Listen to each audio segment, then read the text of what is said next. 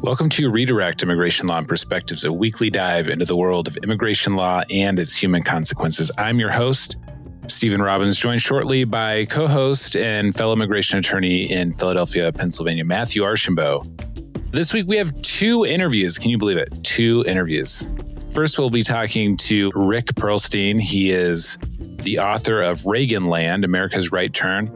Rick is an incredible historian and author, and you should really read this book and his others. This is the fourth book in sort of a chronicle of that era. And we talk about sort of how we got here from there. But it's a really interesting discussion with Rick, and I'm kind of dorking out because I'm a big fan of Rick Perlstein, and I got to talk to him. So this is secretly the reason why people have podcasts.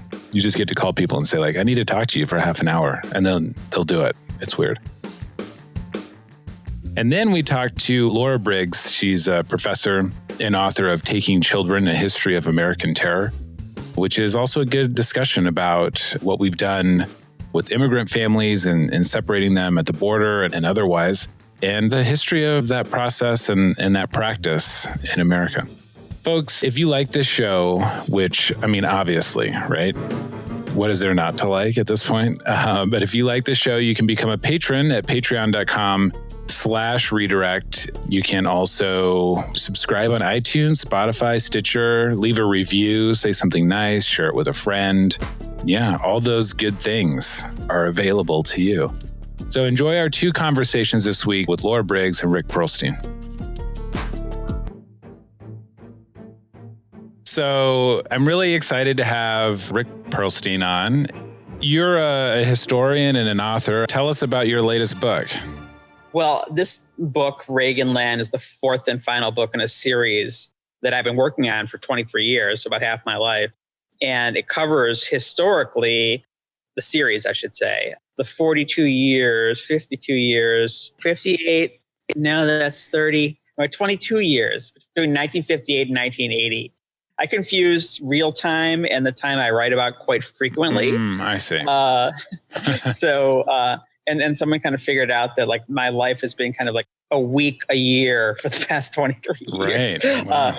So it covers the process between 1958, when basically America was considered unquestionably, without a doubt, forever a center-left country that was going to become more and more like a European social democracy, and 1980 when Ronald Reagan won the presidency and the Republicans took over the Senate, and to the Stations of the Cross along the way are Barry Goldwater's nomination in 1964 for the Republican nomination and his landslide loss, which, you know, had people saying that conservatism was dead and the Republican Party was going to go out of business unless they purged the conservatives.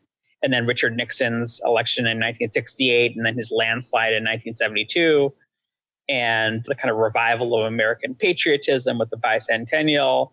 And then, you know, the coming together of the coalition that elected Reagan, the two main parts of which, or at least historically, the most interesting two main parts of which were the Christian right and the business right, which became much more active in the late 1970s with the goal of basically creating a massive retrenchment in the liberal state. Right. And lots of fun stuff along the way. I got the idea to talk to you. I'm actually a big fan of yours, but you know, we had Jessica Godot on last week, and she mentioned that the 1980 Refugee Act passed in a bipartisan fashion. This was an act designed to protect refugees, and it's something that's been almost entirely dismantled by the current president in an environment where we have Congressman Louis Gohmert talking about terror babies, and the rhetoric from the right is just so over the top. Something like this seems incomprehensible. And so I'm hoping you can maybe shed a little light on how exactly that came to be. Yeah. Are you familiar with the Mariel boat lift? Well, I am, of course. Yes, of but course. For our audience who might not know, talk a little bit about that. Speaking the collective we in your audience. So the Mariel boat lift was a very interesting development in Jimmy Carter's presidency. One of the themes of Jimmy Carter's presidency was kind of no good deed goes unpunished. So every time he had a success, it somehow became a political failure. And one of his policy successes was liberalizing America's relations towards Cuba and putting pressure on Cuba to honor human rights more. And the twin results of that were that the Castro regime felt more pressure from dissidents to open up. And to relieve that pressure on his grip on Cuba, Fidel tried something that he'd done before in 1965. He let people leave for the United States. And in 1965, it was people who had family on the mainland. They were allowed to come. And there was a wave of Cuban refugees who were nonetheless absorbed by their families. In 1980, he basically let anyone go. So these people were washing ashore on rickety boats, and entrepreneurs began chartering boats from Florida to pick people up. And one very distinct feature of this was a very small amount of the refugees were people from Cuban jails. But this is important for the story, that a lot of the people who were in these Cuban jails were there for crimes like buying food on the black market or repairing cars without a license. So all these people come, and the American government has to do something with them. So they settle them on military bases, these makeshift refugee facilities, and do the work of trying to get them sponsors and get them out in the public, but it's very slow going.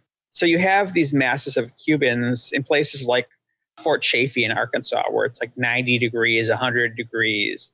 And I assume, I don't know a lot about the history, but I assume that the Refugee Act, because I know that between that and the enormous amount of Haitians who are coming because of poverty there, and I don't know a lot about the history of that, the Refugee Act just basically made it easier to process people who came by boat from Haiti and Cuba.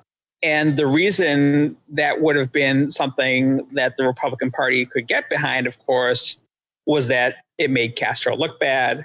Cuba was this Cold War enemy. And of course, politically, the Cuban American population was very popular and very anti-Castro, anti-communist. So no issue for the public officials in the Republican Party.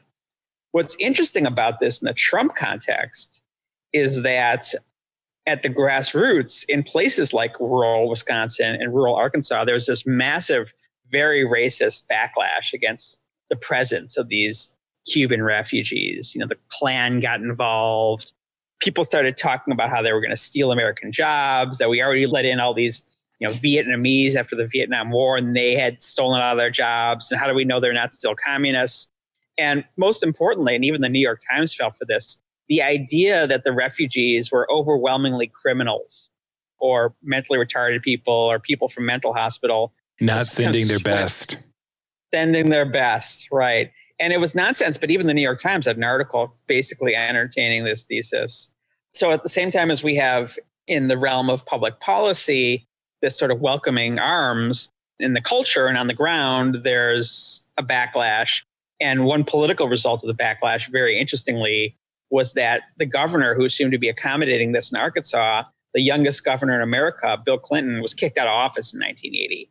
And that was one of the things that kind of caused Bill Clinton's turn to the right, was the sense that the electorate could not handle something liberal like an influx of refugees. So that was the Refugee Act. And certainly it rhymed with the fact that Ronald Reagan, in pretty strong distinction to Donald Trump, loved immigrants, really loved the idea that people still saw America as a beacon of freedom, and spoke of them in absolutely glowing terms, even if some people in his constituency were wearing white sheets and trying to lynch him.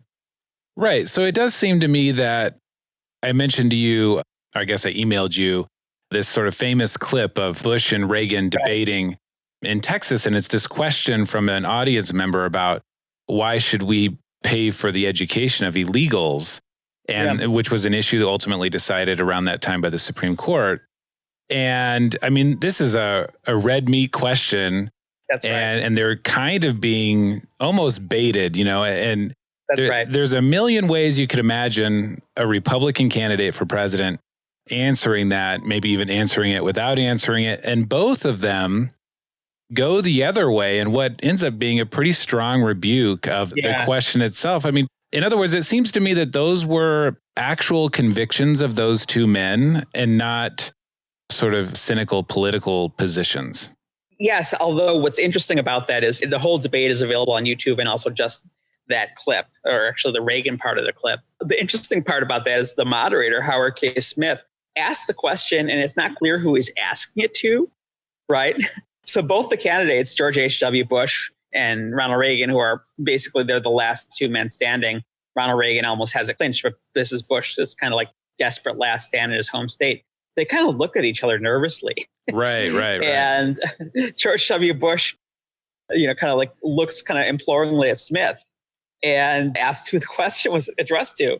And, the moderator says, that he thinks the questioner was looking straight at you.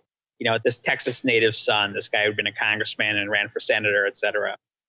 And it was a really interesting question for a guy like George Bush to get, because he was this transitional figure in the Republican Party as it kind of moves away from its kind of centrist, kind of East Coast country club identity that was associated with it in the Eisenhower era and the Ronald Reagan era. And so he finally, decides that, it does really seem like he's this guy with, as we know, a Mexican daughter-in-law, the Mexican grandchildren that he famously called the little brown ones. I think he says in the debate, part of my family is a Mexican. Is a Mexican. Kind of an awkward way of putting it, but he was pretty awkward. He had his ways with the English language. So the moderator says he's looking straight at you, and Bush says, "I was afraid he was. In my description, his lips are pursed, understanding that his intended answer might not be entirely welcome." So he decides to go the liberal way. He nevertheless launched into it passionately that America had, quote, made illegal, and he really leans on the word illegal, some kind of labor that I'd like to be made legal. We're creating a whole society of really honorable, decent, family-loving people that are in violation of the law, which is something that you and me might say if we got into, an argument with, our right-wing, in-laws or something. Right. And so he turned really earnest. He says, I don't want to see a bunch of 6 and 8-year-old kids being made totally uneducated and made to feel they were living outside the law. And I put an exclamation point. I think he was enthusiastic about that. Let's address ourselves to the fundamentals. These are good people, strong people. Part of my family is Mexican. And, I really think that was sincere, and you can't really come up with a better answer than that, really. The only thing that really kind of lands in an interesting territory was the idea that making work legal and illegal, right? So there's an angle on this that, of course, does suggest an enthusiasm, shall we say, for what Karl Marx called the reserve army of the unemployed. Just having lots of poor people pouring in gives you cheaper labor, right? But then the interesting part is Ronald Reagan gets a crack at the question, and he's just as passionate, if not more so. Right. He says, rather than talking about putting up a fence, and by the way, that is referring very interestingly to a policy of the Carter administration, not Carter directly, to build a 27-mile fence in, I believe, San Antonio. And it was called the Tortilla Curtain. I don't know who labeled it that, but there was such a backlash from kind of human rights people that he immediately abandoned the idea. So it's Jimmy Carter who's the one he's accusing of putting up a fence. Rather than talking about putting up a fence, why don't we work out some recognition of our mutual problems and make it possible for them to come here legally with a work permit, and that while they're working and earning here, they pay taxes here. And then he said he wanted to open the border up both ways and was for understanding their problems. And then he talked about how the Mexican economy was in trouble, and immigration to the U.S. was, quote, the only safety valve they have right now. So this is very much rhymes with, the dilemma of Central America, that people are desperate down there, and we can help their society by giving their population a place to go if they're desperate. So they're really kind of competing to one up each other in their sympathy for immigrants. Very interesting. Right. Very interesting movement. Right. And Reagan is one of the only politicians I've ever really heard articulate the push factor. I mean, we love to hear about how America is this great magnet, right? We're all that welfare they get. Yeah, we're so attractive that everybody wants to be here. But Reagan very smartly and correctly, I think, articulated the push factor that a lot of people would actually, and this is true of my clients, would actually prefer to live in their village or their town or their city if it wasn't riddled with unemployment and indiscriminate corruption. Right. And violence. And, Reagan knew Mexico. Like, he went to Mexico almost every year for vacations, of course, on the ranch of one of his rich friends. I have a very funny scene in the book where he basically offers the president of Mexico in 1979 a bribe that'll help him get a good deal on a jet airplane. Nice. But, he was comfortable with Mexico, as, of course, was George Bush. And then, interestingly, I found a little detail, way in the heart of the general election campaign. He goes to Harlingen, Texas, which I guess is a border town. And he did say in his speech, by the way, introduced by a mariachi band, and they were really literally trying to appeal to Mexican-American voters, just like the autopsy said they should. He says that he wanted to grant visas to undocumented immigrants for whatever length of time they wanted to stay. Then he repeats again, you don't build a 9-foot fence along the border between two friendly nations. And that was a rebuke to the governor of Texas, the first Republican governor of Texas, Bill Clement, who Reagan had helped elect, who basically was part of this new wave of immigration hardliners in the Republican Party. So, and then you see this really kind of hinge movement in the party history in which he was asked to follow up and basically to repeat what he had said on the campaign plane by a reporter. And he said, oh, well, he must have missed the part where the applause drowned out his clarification that their visa should have a stated termination date, which was a lie. He was dialing it back. So clearly something had happened in the interim for him to recognize the electoral power of basically scapegoating Mexican immigrants, and that he couldn't be quite as liberal as either he'd like to be or he had been in the past. And so that was a really big thing for him, because when he kicked off his campaign, and I'm talking about his primary campaign in November of 1979, not his general election campaign in August of 1980, his big policy proposal was open borders between America and Canada and Mexico. And I discovered a whole file on that in the Reagan Library, in which, there were white papers. And one of the experts they consulted said, oh, yeah, the WASPs in Texas will complain, but they'll love the cheap labor and that sort of thing. And once they decided they were going to go for this, they really did devote a lot of energy to developing it as a policy idea. They did focus groups. The Reagan campaign talked to the presidents of Mexico, talked to the prime minister of Canada. You didn't hear a lot about it after that, but it really spoke to, and he spoke to it in a speech, in that kind of idealistic, patriotic, kind of shimmery, eyes glistening, swell the inspiring music way that, was kind of quintessential Ronald Reagan, because it really did speak to his idealism about, what made America great. But at the same time, it also spoke to his kind of neoliberal side, because basically what he was laying out in that speech was also the idea of sort of a maquiladora. And he speaks to kind of having these tariff-free zones. So there's a little of everything there. Right. I do wonder how almost nobody is for open borders other than like insignificant podcasters like myself and my co-host who's not with us today. But and maybe some like hardcore libertarians who just love the idea. Right. And I think on the left, we've learned to just reflexively deny that that's what we want, because it's so toxic, and it's only used in the form of a disingenuous attack on the left. Yeah. I wonder why. I mean, nobody's thought to say, well, I want Ronald Reagan open borders. Because Democrats are not smart in that way. It's like, okay. I used to say, during the Iraq War, like, I favor Ronald Reagan's policy in the Middle East to like cut and run when we're in the middle of a, ethnic civil war in the Middle East, which was, kind of Lebanon. But, we're nice guys. We're Boy Scouts, right? Right. But that would be a great message. I don't know. Maybe we're seeing it. I mean, that clip is sure up on YouTube and it seems to have gotten a lot of views. I want to ask you about, so the amnesty, the seasonal agricultural worker program. What I've been led to believe by right-wing radio, I listen to a lot of talk radio, is that Reagan was really hoodwinked, because that's part of the amnesty was that after this, we're for real going to close the border, and there's going to be strict enforcement of all these things. I mean, how true is that, or is that totally made up? I don't know a ton about it, unfortunately. So my research kind of ends when Reagan becomes president, but that kind of feint, that kind of dodge something you see a lot on the right. And you heard it a lot from Reagan on some issues. Like he signed a very liberal abortion bill when he was governor of California, and he claimed he'd been hoodwinked, that they slipped in a loophole in the last minute. And that, that was nonsense, right?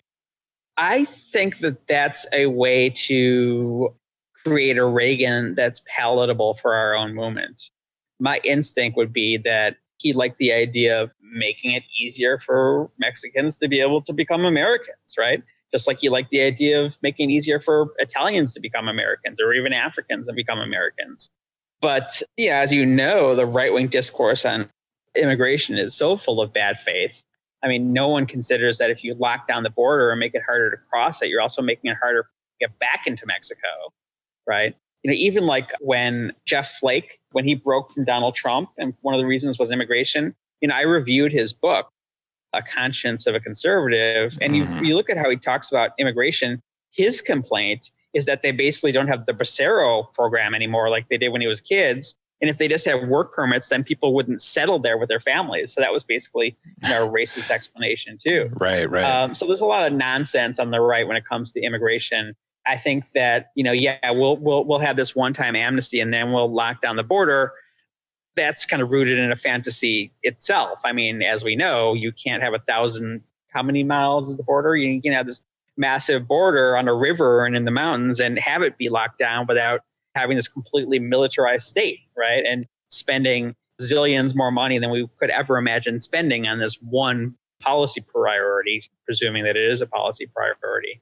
So I don't have a great answer for how that debate happened. I think it's probably a little bit more complex than we remember it. I don't know. What can you tell me? Well, yeah, it seems fanciful. I mean, our whole history is just a series of rolling amnesties. And, we used to have a thing called the registry where as long as you could prove you've been here long enough, like, okay, I guess you can stay.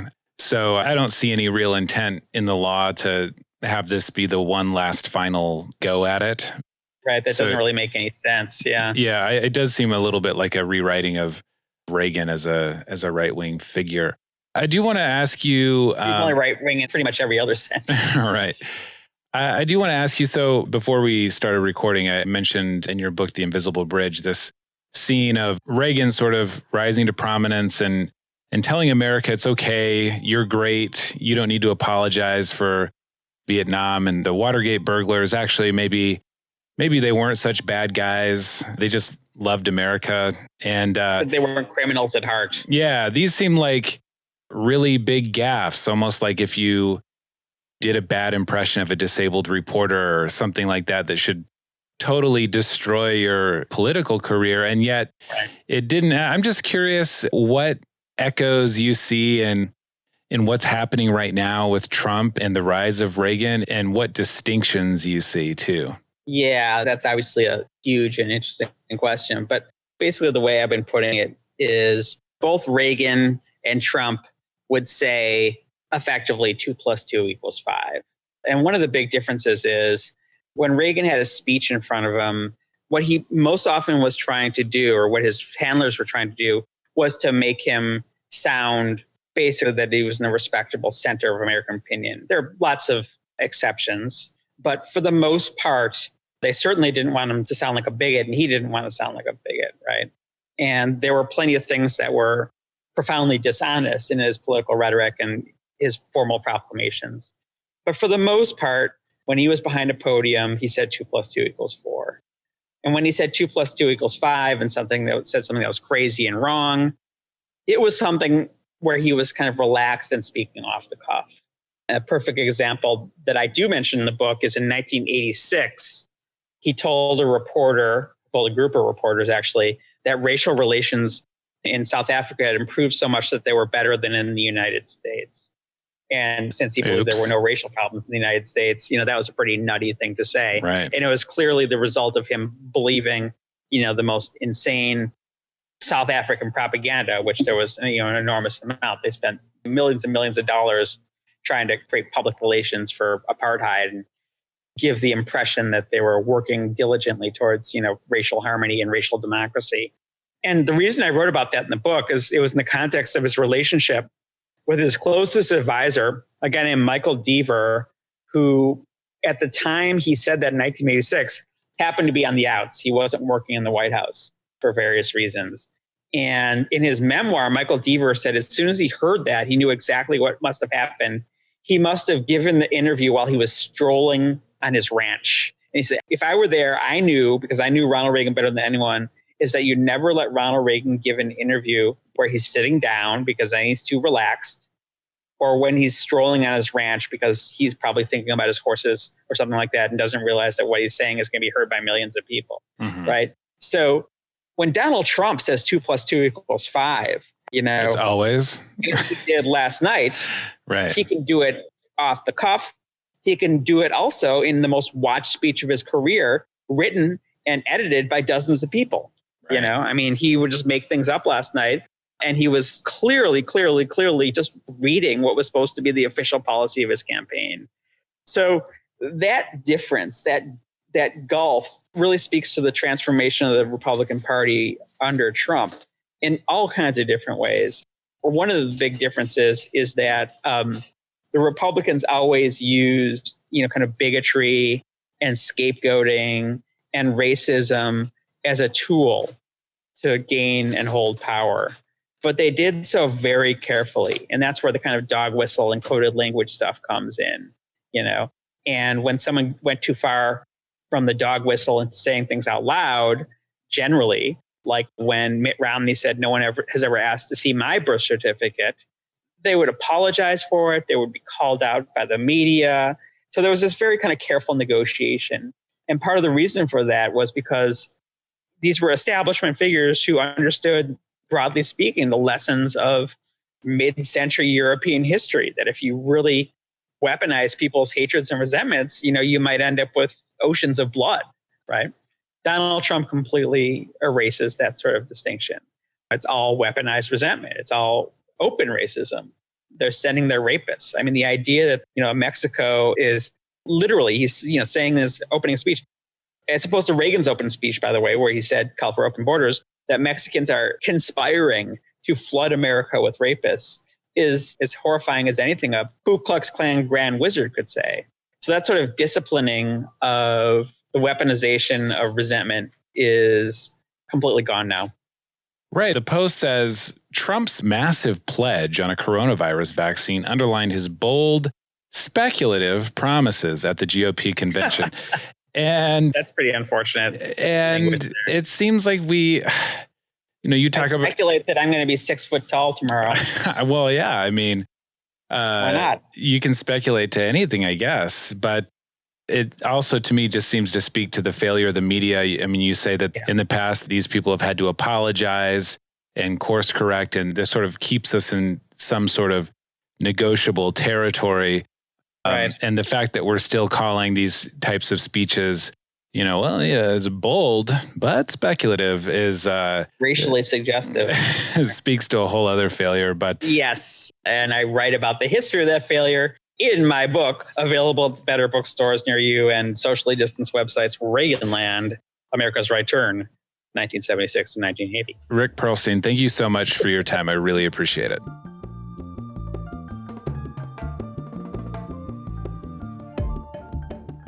We're here with Professor Laura Briggs at the University of Massachusetts, Amherst. We did want to negotiate first with you. On your bio page, you list specific podcasts you've been on. We're just wondering where we're going to end up on the list, and we wanted to sort of negotiate our position. You've been on... I think that's fair. National Public Radio, Slate, PBS, New Republic, Indian Country Today, and Miss Magazine. So, I mean... My bio says all that? That's cool. Yeah. So somebody wrote that. That clearly wasn't me. Oh, okay. Well... You would like to be higher than what? Well, I don't know why we don't go first. Compared to Indian Country Today? No. Yeah, let's leave them first. Right? But we have to be higher than the New Republic and Miss Magazine. and possibly Slate. Definitely Slate, as far as I'm concerned. We can hash this out afterwards, but just so you know, I want that to be at the front of your mind as we discuss. Okay, I will keep that in mind. For people who don't know you, why don't you tell us a little bit about yourself? My name's Laura Briggs. I teach in women, gender, sexuality studies at the University of Massachusetts. Amherst, and I have been writing books for 20 years about the U.S. in the context of Latin America, including Puerto Rico and Guatemala and Mexico.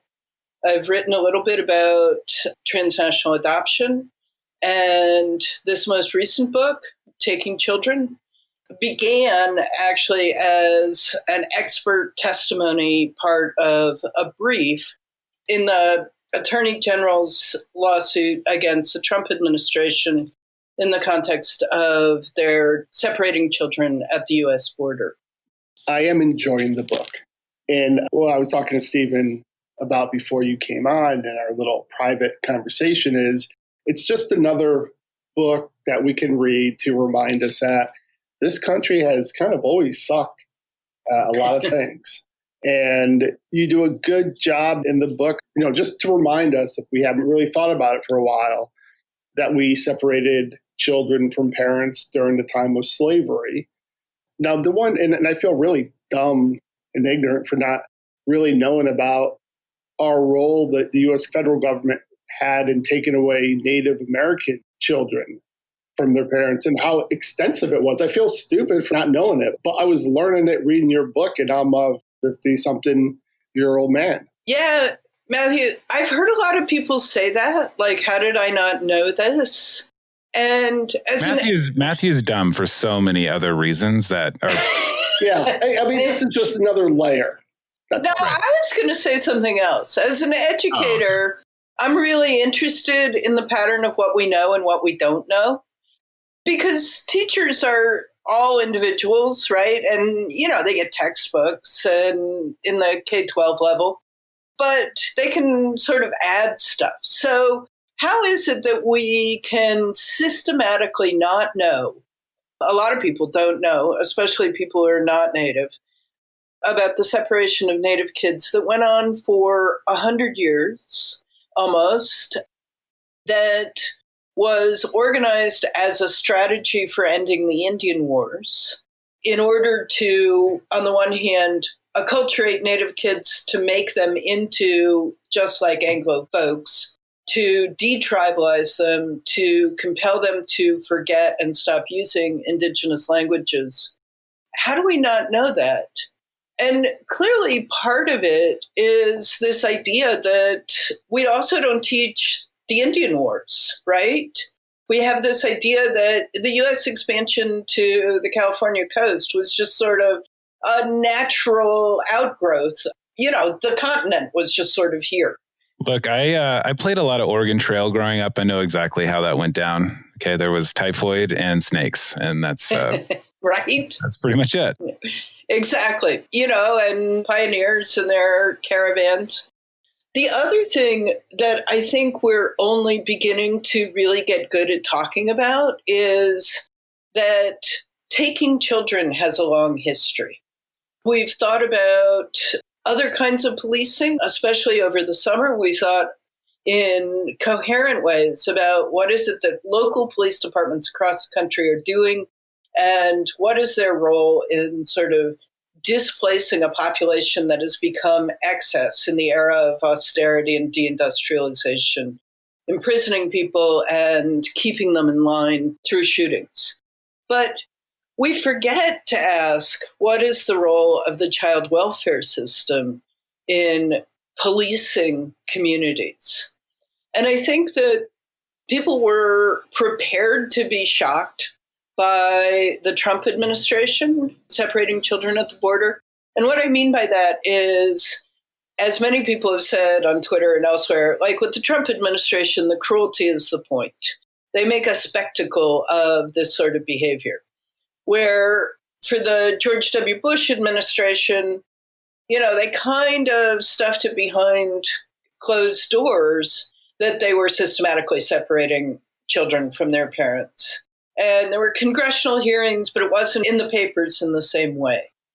And certainly we were much less aware of the Obama administration. And while it didn't actually separate children from parents, it did put mothers, in particular, infants in arms, in detention for long periods of time. and even threatened small children with solitary confinement when their mothers went on hunger strikes to protest what was essentially indefinite detention in U.S. immigration detention. So we were prepared to be shocked because there's a widespread sense that Trump is fed, that he's racist and anti-immigrant. And so we were paying attention this time. But what I'm really hoping to do with the book is to say, it's so important to pay attention to this, and let's look at how this has happened to communities that have revolted against the status quo, against the U.S. state, or against white supremacy, from slavery through Indian wars, through civil rights, through Native American land struggles in the 50s, 60s, and 70s. And let's recognize the role of the child welfare system and of immigration detention in policing the way communities of color have acted. So, Laura, when Trump started to do this, it came to light. Were you shocked? Oh, God, I wish I could say I was shocked. I had actually written a book in 2012 called Somebody's Children. And while it was explicitly about transnational and transracial adoption, it was also about how children come to be available for adoption. So it was a book also about child separation. And the last chapter of the book, which I wrote just after Obama became president in 2008, was about how ICE and Border Patrol were separating children from their mothers as a strategy to get people to confess to various kinds of crimes. It happened to a friend of mine. I was living in the Southwest, and she was picked up for an imagined traffic violation and turned over to ICE. And they took away her 2-year-old for days on end and questioned her about what assistance she had received. Did she have family in Arizona? Had she been employed? And she wouldn't get to have her kid back unless she confessed to it. And so that made a huge impression on me in 2008. So the last chapter of Somebody's Children is about, we have these long histories of separating children, and the next front of this is going to be terrorizing immigrants by separating their children. I should add that my friend was ultimately deported with her U.S.-born toddler, and they were just dropped off in a border town in the middle of the night. So they were reunited, but under really dreadful circumstances. Yeah, we had a case once where a lady was detained. Her partner had been involved in some sort of drug thing. So the kids ended up in state custody. And this lady was detained by immigration officials. I think she had a prior deportation. And so she didn't qualify for bond or for getting out or anything. And she just wanted her kids back. Like, she was willing to go back if she had to, but with her kids, like, that was the big ask. But all the lawyers involved in the custody issue were saying she's really got to get out so that this can be handled, because once she's deported, it just becomes sort of a convoluted mess of international bureaucracies and things like that. And they just wouldn't let her out. I mean, she had no criminal history. They just refused to let her, even with like an ankle monitor, to get out so she could handle a couple hearings and get her kids back and leave. I think everybody who practices in this area of law has some sort of anecdote like that. Right. That started happening a fair bit in the Obama administration, in the gap between the federal immigration system and state child welfare systems. A lot of people lost their kids, and getting state child welfare systems to actually just make a phone call across national borders turned out to be extraordinarily challenging. Right. What I was being told, I don't do that area of law, child custody and things like that. But I was being told by the attorneys in that case that, like, once she's deported, reunification could be really, really drawn out or impossible. I wanted to ask you, I don't mean to pit one kind of child separation against the other. The type of separation that we saw before in terms of like the Indian relocation programs and things like that were rooted in like deeply racist ideologies that are very, very troubling. But there was a sense, and I hate to even put the but there, but the people doing those things thought very, very incorrectly that they were doing something in the best interest of the child. Modern separation seems to be maybe the first time where we have separation that is literally meant. I mean, we know it's not in the best interest of the child, and the stated purpose is to send a message, a deterrent to other people who are like not even involved in these transactions or interactions. Have there been other times in history when we've done things like that? So child welfare is complicated because it generates all sorts of fierce emotions. And there are inevitably people who are sort of sweeping in and they're going to save the children. And I'm actually really skeptical that we can hold up the desire to save people as radically different from the cruelty of prevention through deterrence kinds of actions. Oh. And one of the things that I'm particularly interested in this book, in Taking Children, is all of the ways in which taking children was specifically a punishment for certain kinds of political actions by communities, particularly communities of color. So when we think about enslavement, slavery obviously is operating in the absence of a strong state. So plantation owners, wealthy people, are in control of the violence in a way that later we delegate to police and other kinds of armed forces. So under enslavement, the goal, the articulated goal over and over again of selling children away from their mothers is to keep order on the plantation, essentially to terrorize their mothers into what's considered to be good behavior. So is that designed to work as deterrence? It absolutely is.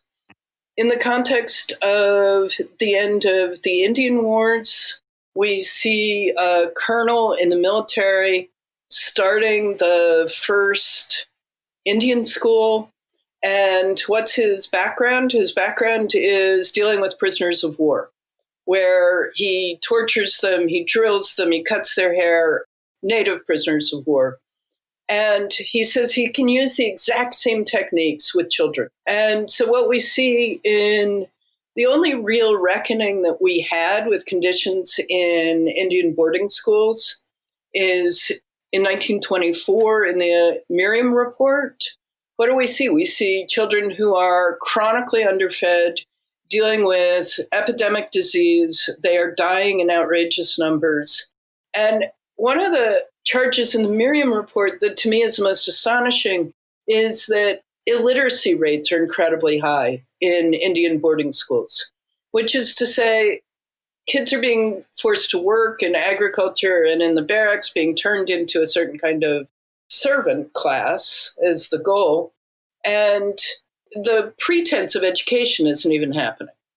Those are not the only conditions that we see in Indian boarding schools because, in later decades, we see the appearance of Indian teachers. The more that native survival is taking place in and through the boarding school, the more people try to use it to raise good kids, to raise kids who know important things. But was that the original goal of Indian boarding schools? No, it was to treat them essentially as prisoners of war. When we look at the use of child welfare, when it expanded to include Black kids, that was in the 1950s and 60s in the context of school desegregation and massive resistance. And the threat to take the children of impoverished mothers, of single mothers, is essentially to keep them out of school, to threaten the whole community with terror as a way to stop Black uprisings. There's the passage of the first federal legislation in having to do with including Black children in the child welfare system is in 1960 at the end of the Eisenhower administration. in order to assist the state of Louisiana in its taking of Black children to prevent school desegregation. So, no, what we have all running as a consistent thread through the use of child welfare and other forms of policing of families is the use of child welfare as deterrent against uprisings, against the status quo. So it was a dumb question, is what you're saying. It's not a dumb question because, well, of course, we also all know people, or I know people who graduate from my classes and join the child welfare system. And the child welfare system may be full of people who mean well, just as people say, I don't understand how you can say that the police are full of white supremacists and people who are doing terrible things to communities of color. Those things can both be true, right? Right.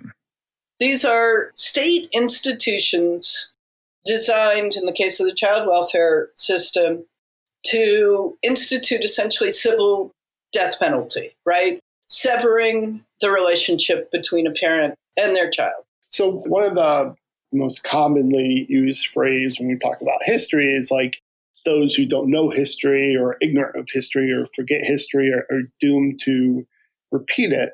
In this, I don't even know if we can say that we're repeating history, because what you're describing is it's just like a constant throughout our history. But do you think even people knowing this history fully and fully understanding would actually change anything? Because it seems to me like you're saying that this is kind of a willful thing that is done through our time and is done purposefully. And I think you'll probably see that there are people who would review this history and say, hey, you know what? Those are good ideas. I mean, do you think that this is something that's kind of innate? I think probably maybe not only to our country, I'd like you to speak to this, but to human nature. Is this something that we see in other countries, or is this unique to the United States? So I have a couple of responses to that. I mean, on the one hand, I write about in the book the use of child taking as a tactic of terror during the Cold War in Central America.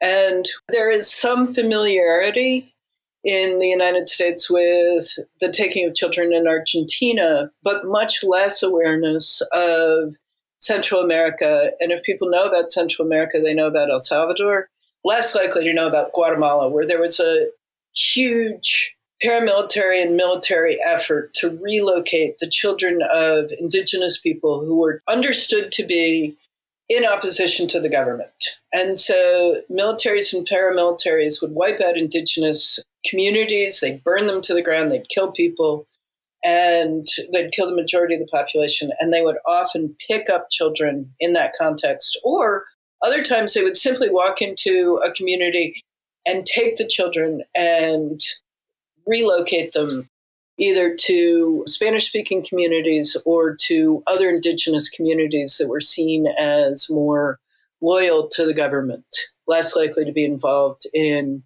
what was said to be a socialist or communist revolt against the Guatemalan state. Spain also has an extensive history that's being documented now under Franco of taking children. And so I think what we see is that there is this through line across many places of right-wing forces seeking to disrupt the transmission of certain kinds of ideas, socialist, communist, anti-fascist in the Spanish context, and raising children in the homes of people who are taken to be more conservative or more Catholic or something like that as a strategy for changing ideology over the course of a generation. Do I think that it makes a difference to study this sort of thing? Absolutely, I do. One of the great things about teaching young people right now is I'm so aware of what a difference it makes for them to be reading books and not just sort of skimming over the top of issues the way one does in social media or in reading the news. And I've got all these students I'm suddenly realizing have been sort of plowing through the Black Lives Matter reading list on their own all summer. And so they're reading Angela Davis and they're reading Audre Lorde. They're reading work by Mariame Kaba. And I suddenly feel like they are different than students I was teaching a year ago. I am talking to people who know stuff and are not easily swayed in the way that, like, our too facile engagement with social media, 180 character accounts of things, plus a picture, is designed to manipulate our emotions, but not to make us think about the ways that there are at least two powerful traditions in the United States. And one is designed and directed toward liberation, and the other is designed toward control, particularly of populations of color, but also of impoverished people in general. And I think we've got to choose which country we want. And I think we understand our positions and understand the positions of those around us in relationship to thinking historically or thinking systematically, at least, by reading books and not just listening to podcasts like this one. What? All right. Well, that's all the time we have today. We can edit that out. Oh my God. Well, I think people should stop reading books because they're long and they're kind of boring. They require a lot of work. Yeah, I know. I have a 10-year-old. What are all these words? I don't know all these words. No, that's such a good point. And do you have any suggestions for like good books people could read to expand their understanding of this particular issue? Oh, that's such a great question. Yeah. Dorothy Roberts has written a book called Shattered Bonds, The Color of Child Welfare, which I would earnestly recommend to anyone. She's a lawyer by training and a professor by vocation. She writes about the racism of the child welfare system. And that was technically an invitation for you to plug your own book, but I mean, these are some good suggestions too. And of course, you should read my own Somebody's Children, The Politics of Transracial and Transnational Adoption. And the most recent one, of course, is Taking Children, A History of American Terror. Yeah, maybe we could end on a hopeful note. I don't know. But I mean, we have made some progress, right? There's also a growing movement on the left and in feminist circles to recognize that we really need to rethink child welfare as it currently exists. And so I would hold up groups like the Movement for Family Power in New York and the Vision for Black Lives 2020 statement, Black Lives Matter platform, actually specifically takes up the question of foster care and points to the ways that foster care is simply another system of policing. So I do think that there are all sorts of ways that we are reckoning with the consequences of child taking. And for all that the Trump administration sometimes seems remarkably successful, it's also true that they have done more to flesh out an alternative tradition than any administration in my memory. So I remember during the Obama administration just pulling my hair as I watched parents get deported without their children, and sometimes I was testifying in those cases, and nobody seemed to care. And one consequence of the separation of children at the southwest border by the Trump administration starting in 2017 has been really moving people to think about it. And I think we've seen a lot of change in this moment, much as we saw in the 1960s and 70s, as people really pressed to rethink the taking of Indian children, Native children, and the taking of Black children from communities and families. So I'm actually more hopeful at this moment than I was a decade ago that we're really rethinking this, or we're in a position to build movements against it. Yeah, I think as immigration lawyers, things that we have to deal with it's really hurtful when we hear the counter arguments. But, we deal with parents being separated from their children all the time, at least the threat of separation, people being in removal or deportation proceedings. And some of the callousness that goes along with it, we get from government attorneys, especially and immigration judges. I remember one case where we were walking in and this gentleman had been in the country for a long time. He has like 3 U.S. citizen children and nothing really too distinguishable about the case. All the kids are healthy and all that. And the short story is he was applying to say that his kids would suffer extreme and unusual hardship if he would be deported. And as we walked in, the judge walked up to the bench. And by the way, this is a very nice judge. And she says, "Counsel, there's no hardship here." And I was just like taken aback. And it was like, so there's no hardship that you're going to order a father deported from his children, and you're going to tell me there's no hardship. Now, maybe he doesn't meet this almost impossible legal standard that they put in that's cruel and inhumane. But just the callousness of like, there's no hardship. Like what's the big deal? And we see it all the time when we're trying to explain to people about the hurt and heartache and just how cruel and inhumane it is to deport even the guy who has a couple DUIs and you think maybe hasn't followed the law the right way or whatnot, how cruel and inhumane it is for not only his children, but for him. And I mean, when we see these stark images of what Trump did at the border, and we compare it to what we see all the time, and it's really heartbreaking. Your book is great. Some of it, quite honestly, is hard to read just because of how heartbreaking. Big words. The big words. And there are some nice pictures. There are some nice photos, Stephen, so you should check it out. Oh, okay, good. But it does bring on a lot of emotions. And as a parent, most grown-ups are parents, right? So you think that would cause more people to have empathy. But there are some people that there is no empathetic response to this, and that's disturbing. But hopefully you're correct that things are going to keep moving and getting better. I'm not as optimistic. Well, I would say it's been a long walk into these woods, right? That immigration law was much more generous toward keeping families together in the 1970s. And there's a reason for that. That there was also political movements on the left, particularly among Native folks and African Americans, to defend the integrity of Native and Black families. And obviously there was an active sense that immigrants were necessary not only for labor, but that they contributed important things to the United States. And so it's going to take a while to push back against this, I think, very constructed edifice of callousness. Because I'm with you.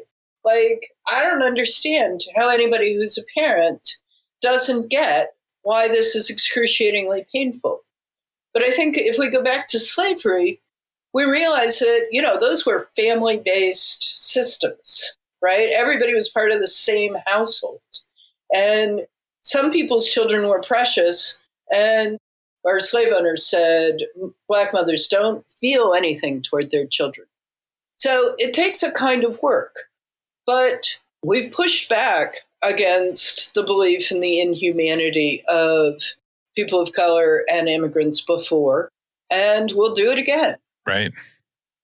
Well, Professor Laura Briggs. Thank you so much. Yes, thank you very much. On. And Amherst, Massachusetts, if people have not been there, should go. It is one of the more beautiful parts of this country.